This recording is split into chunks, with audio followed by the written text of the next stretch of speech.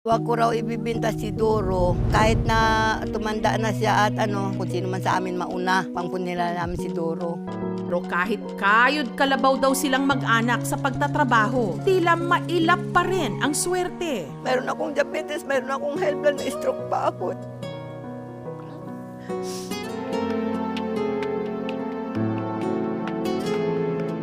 Kaya labag man sa kanyang kalooban, ang naisip na solusyon ni Nanay Mary Jane sa lahat ng kanilang mga problema, ibenta si Doro.